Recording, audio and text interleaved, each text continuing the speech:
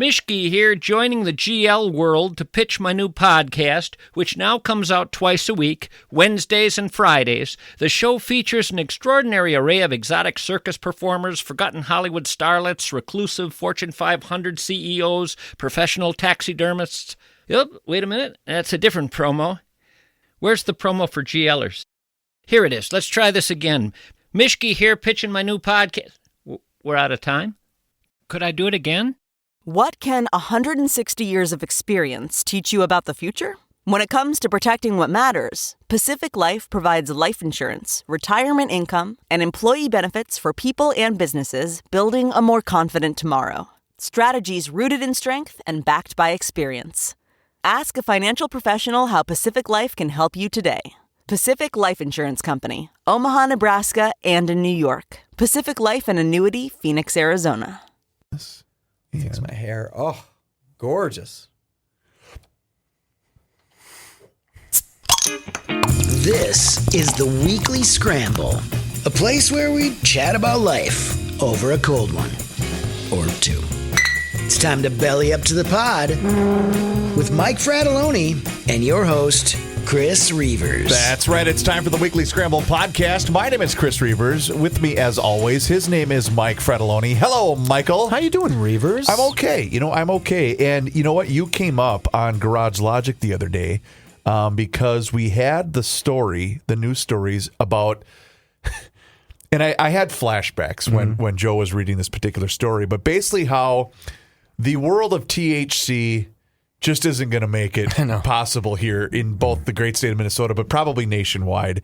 And I find it hilarious because all it made me do was remember all of those times and all of those different conversations that you and I would have with all of these different craft brewers, both here in the state of Minnesota, around outstate Minnesota, in different markets, around the world, and how difficult it was at that time. And again, a lot of them have unfortunately not made it through, because we did know that there was going to be a saturation point with that particular product. But how hilarious it was because everyone would basically say the same thing.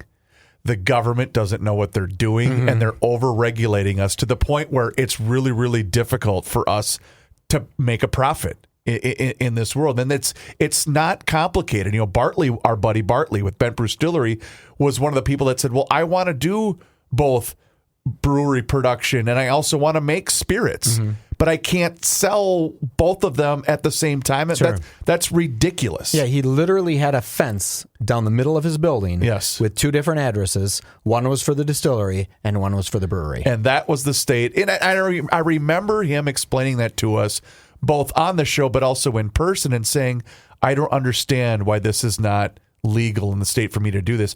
Every piece of equipment I have is up to code. Sure. Everything I do is top drawer. I'm not hiding anything. Yeah. I'm not doing anything that anybody else couldn't do in the state of Minnesota, but the state is just saying, nope, you can't do that. And they wouldn't give me a logical reason why. I think he was able to fight, and he became maybe the first brew distillery. Oh, for sure. Right, where he could brew and distill in one location. I mean, with a fence down the middle of it. And I remember he had a sign up on the wall, and it said the loophole. And that fence was the loophole, right? Yep. And so if you don't know the story, THC spiked drinks with THC in them, have become a huge market. Massive. I mean, so much so they're all over the place. They're incredibly ubiquitous. Breweries can make them legally right now, and it's incredibly profitable because basically it's just water, carbonated water, with a few drops of flavoring and a few drops of THC in it, right? Yep. So the cost to make it is almost like bottling water. It's so inexpensive, right? And so in this last iteration to open back up the government, someone slid in this thing into the paperwork that said these drinks now are federally illegal, so they can't be made. And next year, at the end of next year, they all have to be done. We can't make them anymore. And that took this hemp-derived THC drink, a whole category, and flattened it to nothing. So they do have another year, but after that year, they're done, right? Yep. They said, news reports according to WCCO, that's about a $200 million business in Minnesota, the hemp drink business. I don't think that's true. I bet you it's way bigger than that because these drinks are at every bar, Every liquor store, they're all over the place. You think it's bigger than 200 mil? Fratallone's that's the size of Fratallone's. I mean, it's got to be way bigger than our company. Wow. Right? Okay. I mean, we're not 200 million. It's got to be way bigger than 200 million. They do a lot more. Okay, I get what you're saying. They're in every single liquor store. Fratallone's has 20 sites. There's hundreds of liquor stores, thousands of liquor stores, bars selling it, and people just. I mean, it's got to be way bigger than that.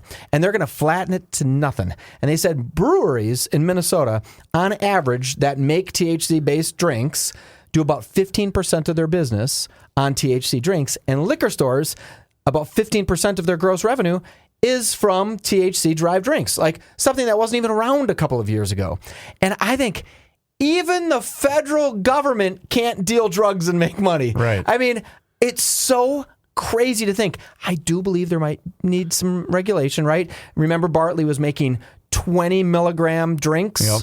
And then sometimes they'd have 2 servings in that drink, so it would be 40 milligrams of THC, which I think, I'm not a THC user, but I think 40 milligrams was really a lot. Yeah. So they had to get it down to 5 milligrams per drink. And everybody kind of leveled out at 5 milligrams, where it's kind of like the equivalent of drinking a beer, right? You'd feel a little bit of it.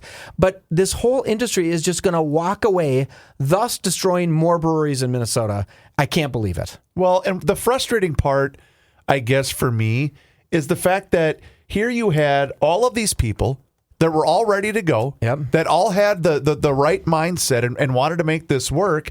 And have been making it work. And had been making it work. And then at the same time, you've got people stepping in that really don't know anything about the product itself and thinking, well, I know more than you guys do. Yes. And I just find that laughable. And they made it, I think, what we have in Minnesota, correct me if I'm wrong, listeners, I think we can have 5 milligrams. And I think the new federal guidelines is like 25 basis points, like 0.25 milligrams.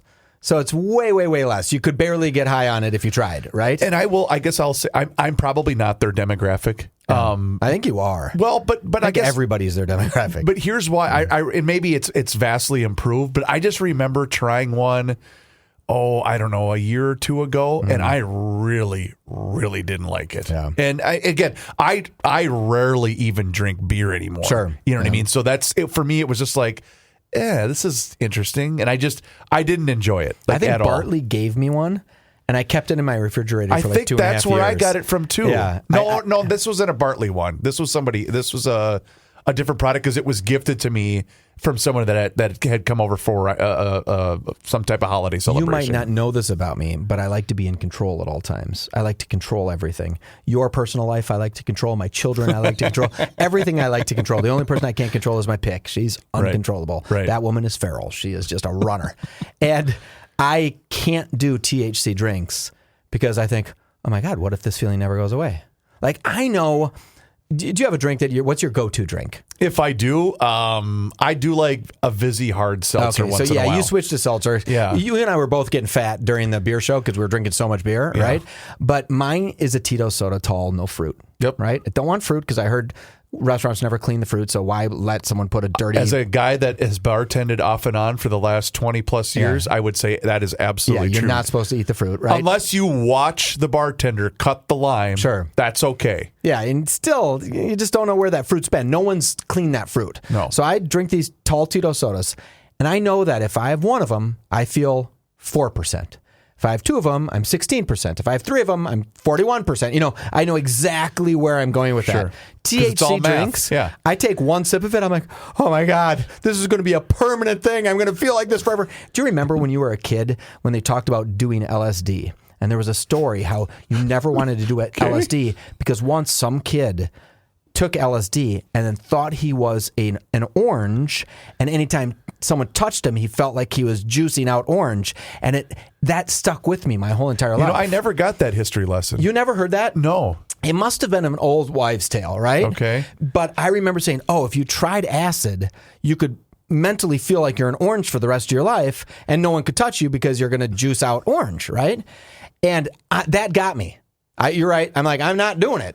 I'm not going to try acid. Well, I do remember watching the educational drug videos in school. That I do remember, but I don't remember the orange part with LSD. My favorite story about those drug videos was Howard Stern.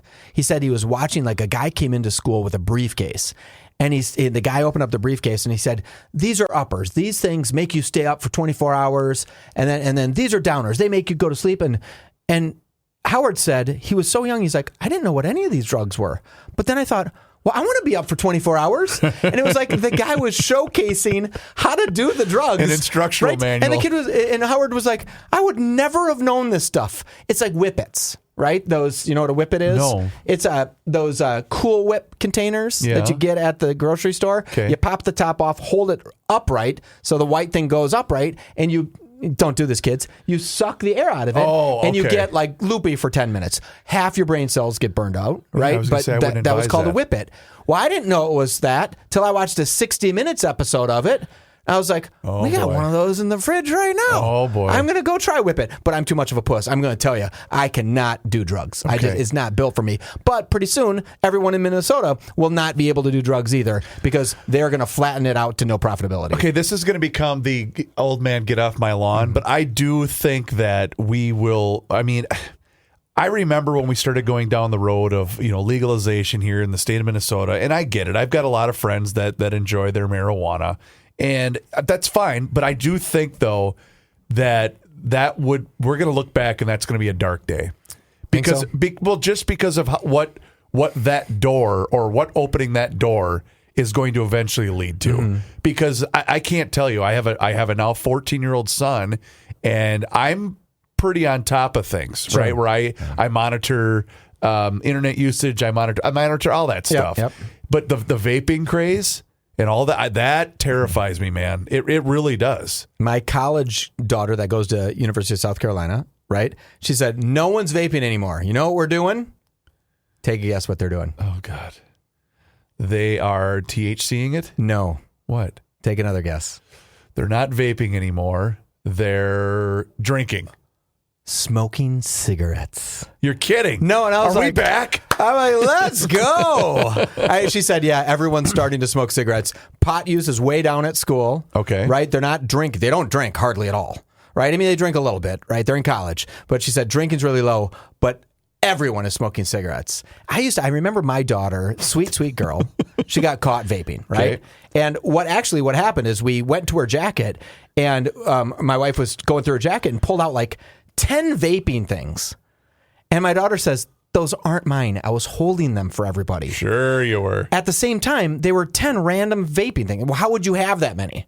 Right? So I genuinely kind of think everybody handed her vaping thing. But she was the one who got busted with it, right? Okay. And I had to say to her, honey, vaping is for 12-year-old boys. No. I get it. I get that if I were a boy, I'd be a vapor. I get it. I'd be that guy thinking it's cool, tasting my bubblegum grape vape Chinese mist that's killing my lungs, right? I'd be that kid. Right. But an elegant girl, what are you doing? But she had to go through the process along with all of her high school friends, right, when she was in high school, and everybody seemed to vape. But now they've moved on to cigarettes. Not my daughter. She's an angel. She's not smoking, right? Of course. But all of her friends are smoking. Oh, my goodness. I can simplify things. You know how we do that? How do you do that? You just go to Harmony, Minnesota. Oh, so much easier. You just go to Harmony, Minnesota, and you stock up. In fact, I'm in store for a run. I know I've been teasing with that for some time, but if you go onto the Harmony Spirits Facebook page, and again, Harmony Spirits Facebook page, Harmony Spirits Distillery, excuse me. Go on that Facebook page. It's an extremely active Facebook page as well. But they do a good job of updating upcoming events and whatnot. And again, we're in the middle of November, so a lot of those outdoor events are winding down for the season. But that doesn't mean that things aren't happening down there in Harmony, Minnesota. I have to find a way to get this, Michael. It's the caramel apple with rum. It's a pre-mixed drink that's bottled, and it sounds tremendous.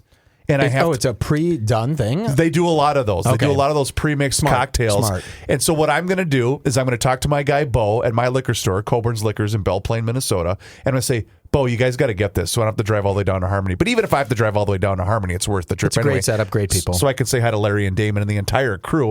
And it's a wonderful tasting room, and they do a really good job of rotating those craft cocktails. And the fall menu is still available. You can do that. You can do the Orange Bliss, which is, of course, vodka, OJ, amaretto, and triple sec, the s'mores, the three on the tree. Go find it for yourself. Go to the Harmony Spirits Distillery Facebook page.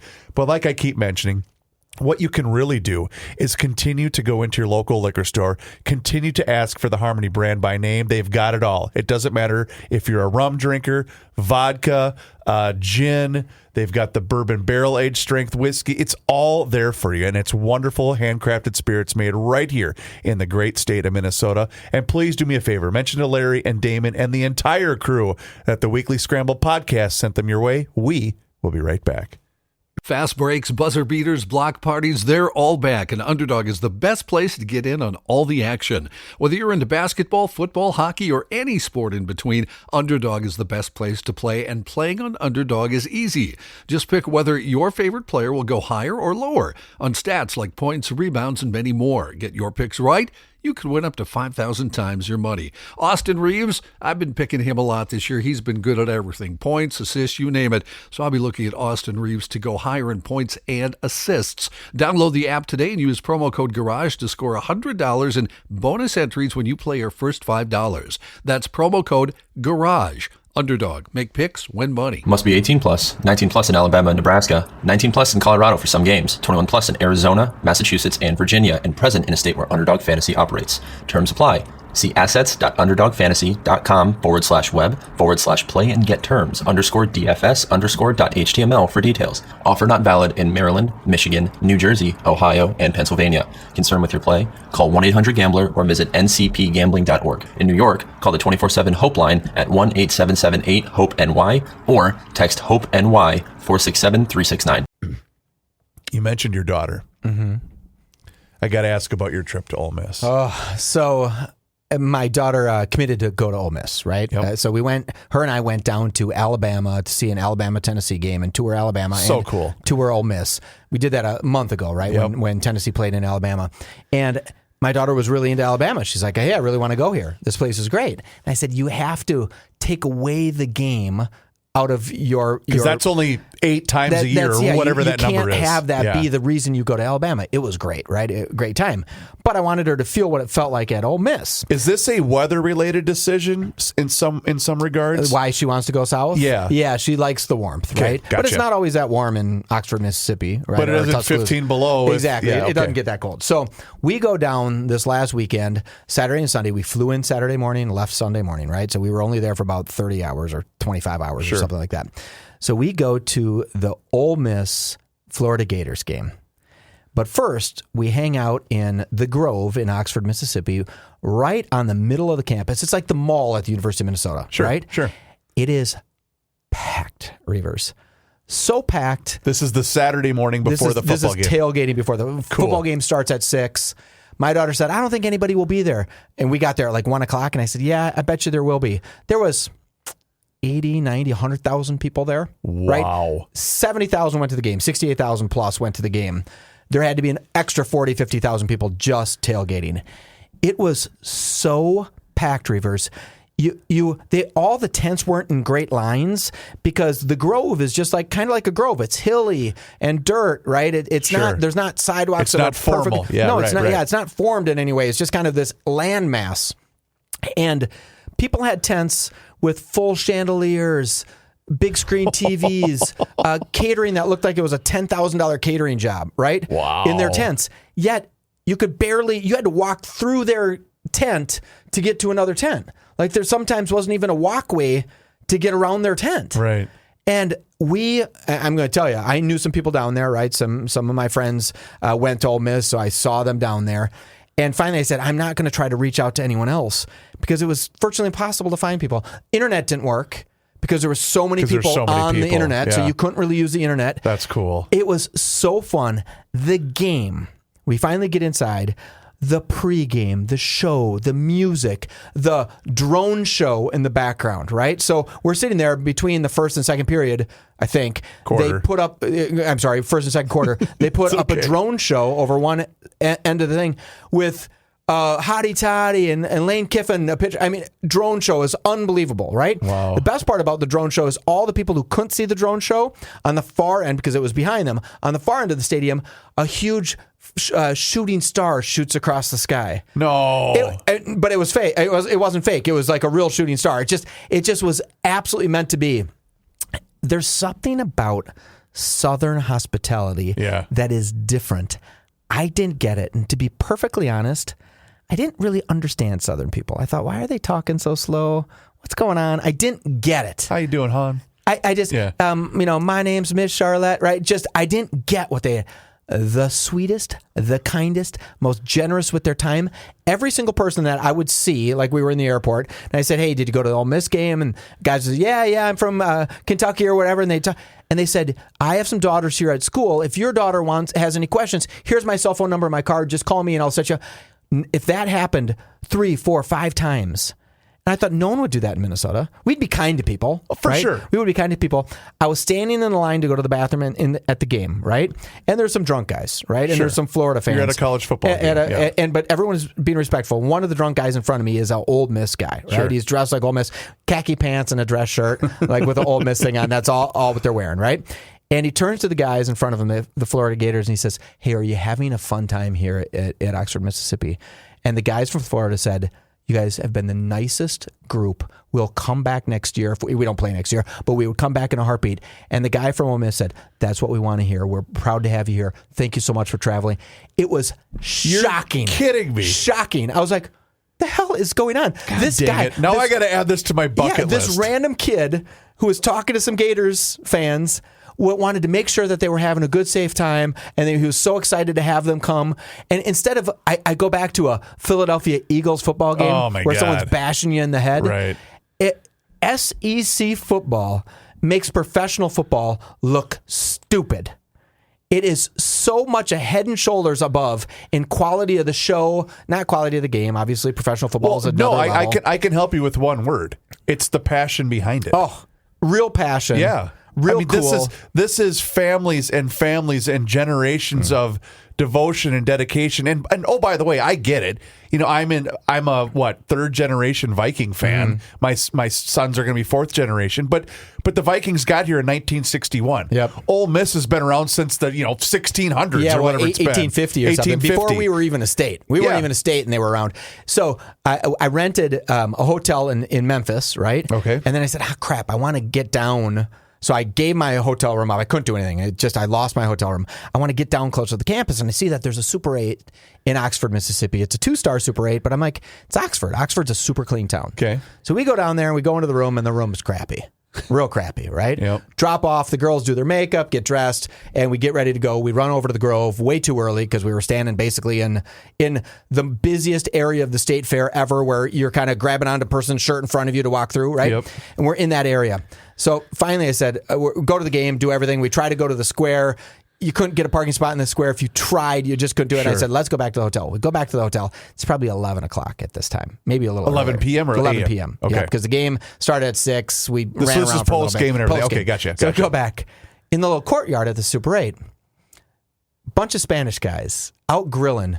Mariachi band music playing. Well, I'm like, crap. I said, it's not going to work. We're not going to be able to sleep here, right? It's just not only, it didn't feel dangerous per se. It just didn't feel like the spot where I'd bring 3 little girls, right? Sure. So I said, well, how about this, girls? Let's hop back in the car and drive back up to Memphis because we had to fly out of Memphis anyways. So we get back into Memphis. And you got your same hotel room back? Got the same hotel. Had to pay for the room again the second time. the second time. So I paid for 3 hotel rooms technically. Only slept in one of them one night. So it could not have been a better time. If you get a chance to go to USC, South Carolina, Alabama, Ole Miss. Ole Miss was truly something insane. If you get a chance to go down for a game, call me and see if I'm down there, because I'm definitely going to go to more of them. I just need to learn how it works, like how to get into one of the hotels near campus. Okay, I'm going to hold you to this. That's going to be an absolute must for next fall for me. Oh, because now I'm in, like, right now it's tough because once the boys' basketball seasons kick off and we have our first tournament this weekend, basically until spring break, it's really hard for me to be able to plan anything, especially on a weekend. But I am 100% going to do this next fall. We had so much fun. Especially if I can fly to Memphis, and you said it's a 2-hour drive. Hour and 10 minutes. Yeah, well, you could drive to Memphis. I could just drive to Memphis for crying out loud. When we got into that hotel, the Super 8, when we came back to the Super 8, all the girls said, let's just sleep in the car.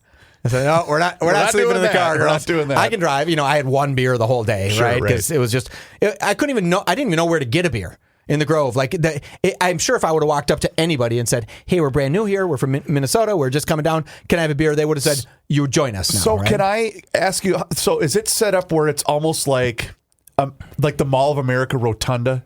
Just the rotunda, not the entire mall. Is it set up kind of like that? It's a big grassy knoll. Okay. That has like a band shell and some other stuff. It's big. I mean, it's acres and acres of space. But there's 100,000 people. Reason I'm going down that road. So when I was in Dallas for the Thanksgiving game between the Bills and the Cowboys, this is 2018, 19, somewhere in there.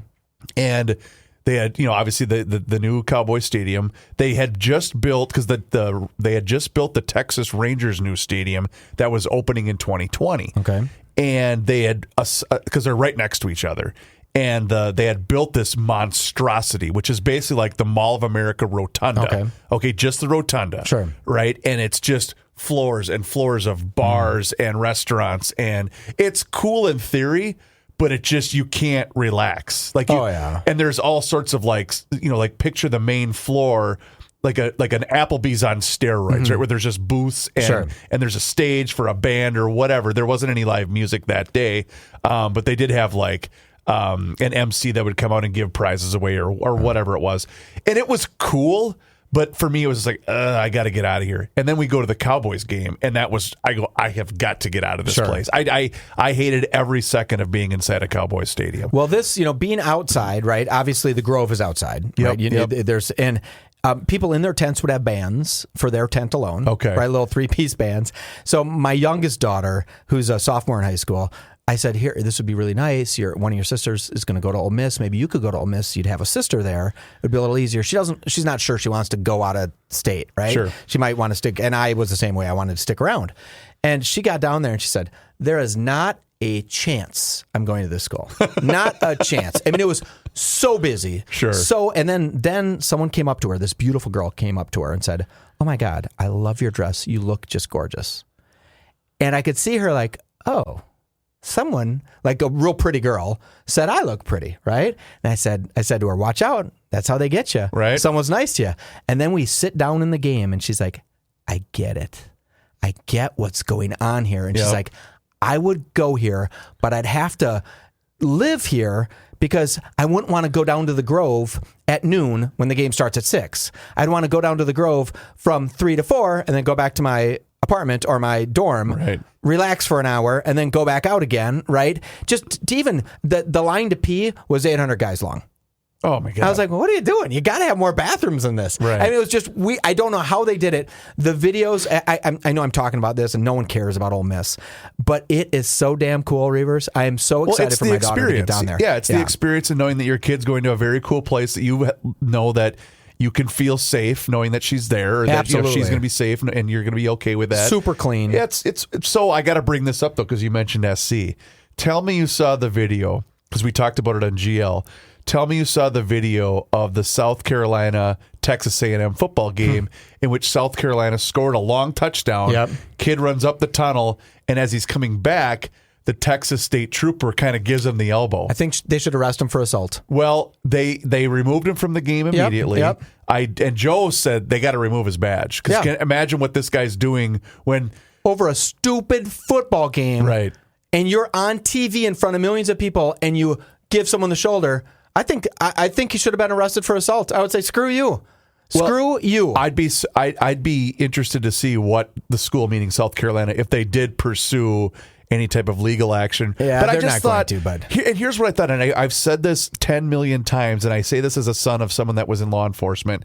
No one hates that guy more than a good cop. Because that guy is you're giving ammunition to the anti-defund the police movement. Yep. That's all you're doing in that moment. And And did you see the ball boy video too? Help me. Where a ball boy was standing there, and the USC scored a touchdown, and they were running through, and the receiver was kind of going like holding the ball out in his hand, and the ball boy smashes the ball out of his hand. No. I'm like, you got to be shitting me. Who would do that? Wow. Who would do that? Yeah. We take our football seriously. They sure do. That could have been a signature win for SC. Absolutely signature win. And they blew it. blew it. And my daughter was just distraught. Oh, man. Well, you know what? There's always next week.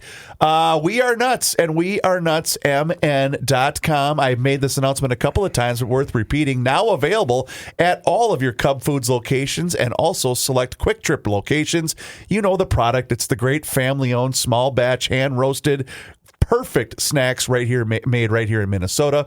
And you know what? Since 1987, they've been crafting famous toffee nuts and small batch snacks that are great for parties, tailgating, on-the-go snacking, and even holiday gifts. Who doesn't want some first-class nuts for Christmas? Well, you know what? Check out all of their products online at wearenutsmn.com. The maple bourbon toffee almonds. Fellas, listen up. If you're trying to impress the father-in-law, here's all you got to do. You assemble a little gift pack.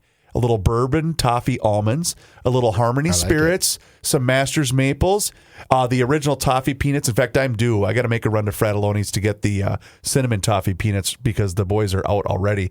But it's wonderful. They've been a great addition to the show here and now available at Cub Foods and also at Quick Trip. So go to wearenutsmn.com and you can also find them at your local favorite retailer, including Lunds and Barley's and also, of course, at Fratelloni's Hardware and Garden Stores. The Weekly Scramble. We will be right back. Football season is going hot and heavy, and Underdog is the best place to get into the game and get in on all the action. Best part of Underdog? How easy it is to play. Just pick whether your favorite players will go higher or lower on stats like rushing yards, receptions, touchdowns, and lots more. Get your picks right, and you could win up to 5,000 times your cash. This week on Underdog, I'm looking at Josh Jacobs, picking him to go higher for touchdowns, and it seems like Matthew Stafford is always a good pick to go higher on passing yards.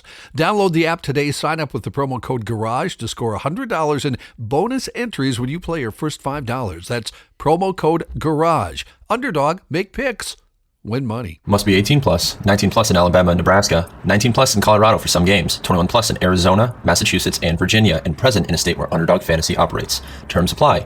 See assets.underdogfantasy.com/web/play and get terms _DFS_.html for details. Offer not valid in Maryland, Michigan, New Jersey, Ohio, and Pennsylvania. Concerned with your play? Call 1-800-GAMBLER or visit ncpgambling.org. In New York, call the 24/7 Hope line at 1-8778-HOPE-NY or text HOPE-NY 467-369.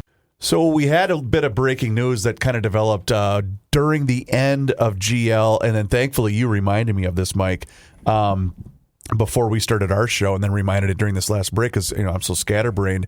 So I follow Frederick Mello. He is a reporter for the St. Paul Pioneer Press, the Urban Life City Hall Transit Fun Eats. He does a really good job, and he does a lot of video stuff as well. But federal agents have detained people at St. Paul's Industrial Building. It was a federal raid on the Hampton Avenue Brotex printing warehouse, and it drew a ton of protesters. There was chemical irritants that had to be deployed. It was an ugly scene, and it also included a visit from current mayor Melvin Carter. Okay. And so there were videos that were surfacing all over social media, and the only reason I didn't bring it up in the final couple of minutes of GL is Joe would have been livid with me for basically we're winding down the show and I'm referencing social media. Yeah, so that's the only reason why I didn't bring it up. But it's a big story. It is a huge story. And, I'm kind of mixed on this. And I mean, this literally happened. What is this, 3 blocks from us? Yep. Not exactly. even. Yep. I mean, very close to us. Yep. And I guess here's what I want to say. And I you know a lot more about this as a guy that employs people and whatnot. But I guess here's the problem. I have 2 problems with all of this. The people that want to protest federal agents trying to do their job, I do have a problem with you. Mm-hmm. I have a problem with you because we've seen countless videos of all these Karens running into vehicles that are occupied by federal agents. And I'll never forget this. This happened like maybe 2 weeks ago. And I'm not saying that this is the case here in St. Paul. There was a video of a woman in a very nice looking 4-door Volvo SUV. And she rams into a federal ICE agent. I believe this is outside of Washington, D.C.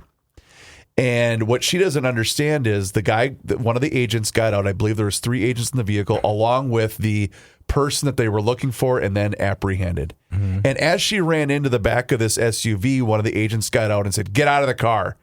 And so she sheepishly got out of the car. He said, "Do you even realize who's in there?" And she shook her head as if to say no. And he said, The guy that's in there raped a 12-year-old. Mm-hmm. Are you okay with that? Sure. And she kind of sunk down and sunk low. Then local law enforcement, as he was saying that, came in behind her and put her in handcuffs. Mm-hmm. And she starts to scream, "You can't do this to me. I'm a mom. I'm a mom." You're interfering with federal action. Sure. Or not federal action, federal activity. And it's just, stop trying to pretend that you're signaling your own virtue. That stuff, I cannot tell you how much that stuff drives me nuts. Now, in this particular case, it's a little bit different because I believe these were, okay, here we go. Mayor Carter was there. Chemical irritant has been deployed as protesters swarm federal agents outside of Brotex Incorporated, where at least one person was removed from the building by feds who amassed at nearby Newell Park today. And I have no idea why this person was apprehended by the feds. I have no idea. And I'm not going to pretend to know. And the people, the feds that were there were wearing DEA police uniforms and FBI uniforms. I don't think there was any ICE uniforms. So this is obviously a drug bust of some regard. Don't know. Well, right? if the DEA is involved, that's what they're there for. You would think. I'm looking at a picture right now of this kid attacking. Look at that. Can you see that picture? Yeah, that's the same one I was looking at. Yeah, redheaded kid. He's attacking one of these guys wearing the DEA police uniform, and he's flying, right? He's kind of trying to tackle this cop. I was like, oh, that's not a good thing to do. Let me interrupt you because I do have audio from Melvin Carter. I'm going to play it right now. I'm going to shut my mic off, Mike, so you can hear it. So they can just walk in any warehouse, any job, and do whatever they wish to do? Ostensibly, they need warrants. One of the problems that we've seen around the country is them operating without being willing to show a warrant or even a badge or even their face, something like that.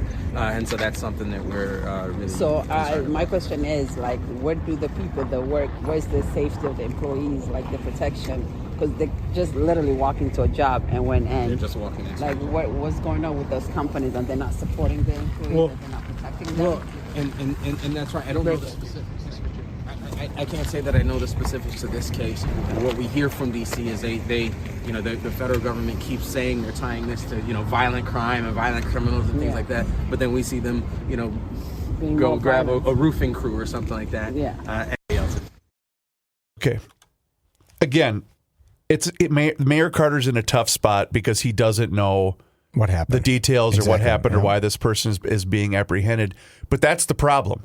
Neither do the people that are protesting. You don't know why they're there. You're making an assumption. Yep. And I would like to believe that federal agents aren't wasting their time with all those resources going after somebody that's purely innocent. That would be my suspicion. You're not going to bring dozens of federal agents to go do a bust for one person. Look at what happened just a couple of months ago right here in Minneapolis. Remember that drug bust that they did where they were being assisted by, I can't remember if it was the city of Minneapolis or Hennepin County law enforcement. I don't know. I can't remember which one, or maybe it was a combination of both. And the absolute barricade of people that were trying to make it so difficult for them to do their job. It was the largest fentanyl bust in the history of the state of Minnesota. But you're going to sit here and be a do-gooder and pretend like this is just a guy trying to make a living. Well, A, he's here illegally, which is a crime. Yeah, which is a crime. And B, he's putting drugs in the street that could kill any one of us. Yeah, I'm okay with that guy being taken away. Sorry, call me whatever you want. I don't care. Yeah, no, I think you're right. I am totally in favor of deportation of the right people. And I know that sounds dumb, right? But it shouldn't be controversial. Well, let's think of if someone was working at this warehouse that they went to today, right? Yep. And the guy's been working there for 10 years and he's not documented, right? He's an illegal alien. I don't need to have that guy go. That guy's working. Right? If he's contributing and he's not doing anything else illegal. And he's been here for years. And he's been here for a while. I'm fine with that too. I know that's not fair. But again, I don't mean to interrupt you. I'm sorry. But again, I'm going to say the same thing I said earlier. I highly doubt that a team of DEA officers, They're not going for him. they're not going after him. If he's Yeah. a contributing member of society, those aren't the people they're going after. The simple fact is if Donald Trump really wanted to get illegal aliens out, we have something called E-Verify. Yep. Like we have this process called E-Verify where every employer has to go E-Verify everyone's social security number, right? Yep. Well, you can do that pretty damn quick, and you could say anybody who hires someone who's not E-Verified, you're going to potentially get fined $30,000 per employee that's caught, or whatever it is. Yep. It would be in 2 seconds. Then no one can hire those people because they would never want to take the risk, right? But we don't do that. So we don't do that because we know we need them here. Yep. We know we need that labor, right? I also don't want people to be slave labor. I don't want somebody working for less than a fair wage on these dangerous and hard jobs, right? Yep. But what I do want them to do is all of the people that went to New York, that came across the border and went to New York and got a cell phone, and we're getting $400 a night hotel rooms to be there and living off the government dime right off the bat. I want those people not to be able to experience the American dream unless they do it fair through the process. I saw a video the other day of a guy getting his paperwork saying, hey, your status has been approved. You'll be able to get into it. And he just started bawling. He did it the right way. He wants to live the American dream. He wants to live the American dream. He did it the right way. And that's so rude. All the other people who just steal what he worked to get. Yep. Right? And I just don't, but I also have this incredible compassion for people who have had de facto citizenship for 15 years because they've been here and the government allowed them to come in and, they were filing their paperwork and it's been extended for a long time. I have compassion for those people. Can I, you know what? Not that I'm trying to go down a particular avenue of anything relating to anything else other than our show, but it's almost funny to watch in real time people start to understand consequences of actions. Sure. And start to think like, well, I thought this was going to work out a different way. And now I'm blaming something else or another entity or something for the problems that are now seeping into my everyday life. Well, no, there's a system here. Sure. There's rules and there's regulations and there's a practical means of the way things are accomplished. And just because you were explained something that was totally wrong, that's not somebody else's fault. Sure. And that's what I find laughable. All these people that are now crying and whining online about having to reapply for your EBT and SNAP, sorry. There's too many people scamming the system. It needs to be vetted. I didn't hear that. Do they have to reapply? Well, there is a rumor that that's going to happen. But then, and someone is saying, well, why should I have to go to all that trouble? I've got a reason why that you should have to go to all that trouble. Because I and the rest of us are the ones that are paying for it. Yeah. It would be a lot simpler if you just started to create. And again, I know there are people out there that need those resources. I get that. And you would give them to them. And I would, if you needed it and you went through the legal process of applying for it and you were showing all the documentation of why this was important to you, 100%. That's why the program exists. Unfortunately, the number of people that are abusing this system far outweigh the ones that actually need it. When Biden took office, there were 17 million people on SNAP. Right now, that number is 43 million people. Do you know that's right? Yes. Because I thought during President Barack Obama, they had hit 45 million. But did Trump drop? It dropped significantly after that. Okay. And then when this country was flooded and invaded by people that are here illegally, guess what? That number climbed back up again. I heard a number of 42% of all SNAP benefits are going to illegal aliens. Yes, Mike. Is that true? I sure hope that's not true. But again, reapply. Are you a legal citizen? Yeah. Okay, now we can start the conversation. Yeah, let's figure out why you did. Let's figure out how to give you a hand up instead of a handout. I didn't mean to get all worked up. You know, the sad part is handouts get the votes, hand ups no one wants. Right. I don't want a hand up. I want a handout, and that's sad. And I'm overgeneralizing dramatically, right? Yeah. But for the grace of God, you and I don't have to be on SNAP. Of course, yeah. Right? But for the very grace lucky. of God. Yep. But I would almost want people to get more money if they really needed it, because they're getting $183 a month per person. That's not an overly large amount of cash. I mentioned this in passing. I don't think I said this on the show, but I had placed, and I never order anything on Amazon. I placed an order on Amazon today, and when I went to go, hey, choose your payout method, did you know that EBT is an option? Oh, yeah. I mean, if you're ordering something that's EBT eligible on Amazon. Okay. I didn't. So it's got to be food. Yeah, it's got to be something that's eligible. Okay, for well it, then that makes sense. All you right. know, and so you and I are in your late 40s or whatever. I'm in my 50s, right? There was a time. Remember the term government cheese? Sure. Like you would just get things from the government. You would get cheese and milk and bread, and that was enough sustenance to keep you alive. I don't know if that wasn't a better plan because it made people say, I don't want to eat any more of this cheese. I can if I need to. Right. But I want to try to get past this and get my life in order and not buy drugs and do these other things. And I'm not saying people who are on SNAP do drugs. That's not what I'm saying. I'm just saying it's not the same as when it was a limited amount of people and it was a true safety net and we actually gave them goods. The system is abused and it needs to be modified. Yeah, it does. That's and, just it. You're so right. You know one thing that I do know? What's that, Mike? What did Snow White say when her photocopier broke down? What did Snow White say when her photocopier broke down? Someday my prince will come. Get it? Yes. My prince? Here, wait, I got another one. Different spelling. Yeah, I got another one. What do you call a hen that stares at lettuce? Mike, what do you call a hen that stares at lettuce? Chicken Caesar salad. Reavers, you are the best. Please do us a favor, rate and review the show wherever you happen to be listening to the Weekly Scramble podcast. It helps other people find the show. It helps us out as well, and we appreciate each and every single one of you. His name is Mike Fredoloni. My name is Chris Reavers. Thank you so very much for listening to the Weekly Scramble podcast. We'll talk to you again next time. Until then, cheers.